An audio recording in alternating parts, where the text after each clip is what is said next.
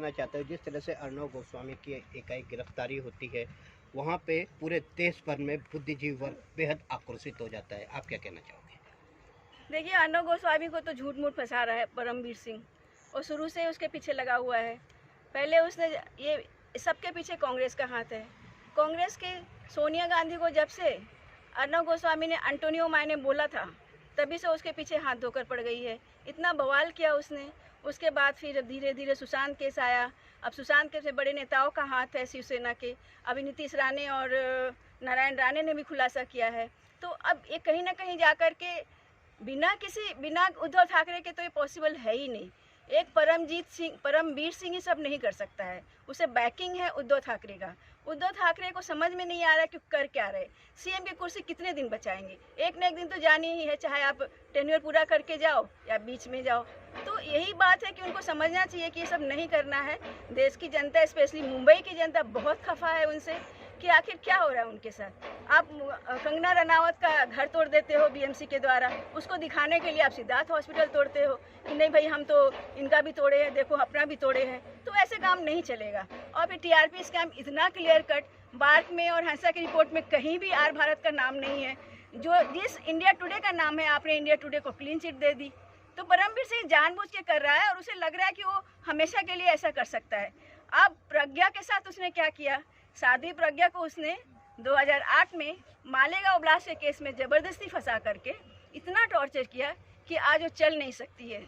तो ये सब बेकार की बात कर रहा है और उसका अंत बहुत बुरा होने वाला है। वो सोच रहा है कि उसके हाथ में सब कुछ मिल गया है। ऐसा नहीं होता है, देश ऐसे नहीं चलता है। उसको रिजाइन करना होगा। ये उद्धव ठाकरे सरकार की जिम्मेदारी है। इतना कुछ उसका बैकग्राउंड होने के बाद भी उसने उसे कमिश्नर कैसे चुना?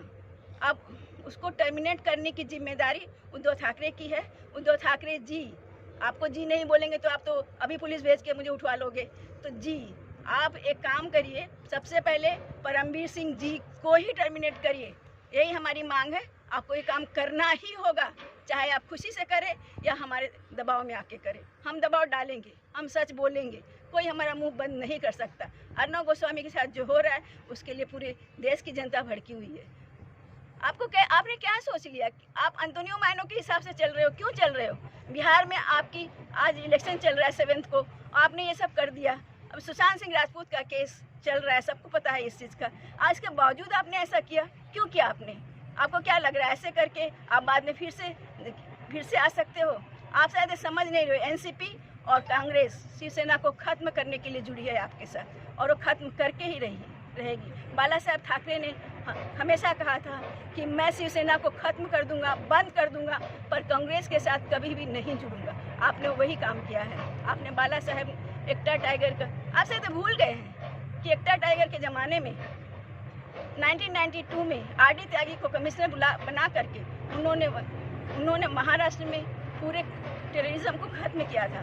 और आप कमिश्नर बना करके, आप परमवीर सिंह को कमिश्नर बना करके आप क्या कर रहे हो? आप आतंकवाद को बढ़ावा दे रहे हो। ये सब नहीं चलेगा, आपको सुधरना होगा। आगे तो आपको छोड़ना ही होगा, आपको सीट छोड़ना ही होगा। यही है, इसके लिए ऑप्शन है। आपके पास दूसरा कोई ऑप्शन नहीं है। हम बिल्कुल आपको सीट पे बैठने नहीं देंगे। आप इच्छा से रिजाइन करिए या टर्मिनेट होइए, आपको छोड़ना ही पड़ेगा। और परमवीर सिंह को तो आप आज का आज टर्मिनेट करिए। ऐसे नहीं चलता है देश। मुंबई की जो पुलिस थी इतनी अच्छी थी, इतना नाम था उनका। क्या किया आप लोगों ने? पालघर के साधुओं की लिंचिंग करवाई, एनसीपी के कार्यकर्ताओं ने लिंचिंग की, उसको परमवीर सिंह ने क्या किया? उसके लिए कुछ भी नहीं किया। और आज आप लोग बात करते हो, आप साधुओं की हत्या करवा रहे हो। बाला साहब ठाकरे होते तो क्या साधुओं की लिंचिंग होती? ऐसे आप लोगों ने बहुत बुरा किया है। अब आपका वक्त खत्म। अब हम आपको सीट पर बैठने नहीं देंगे। जय हिंद, जय भारत।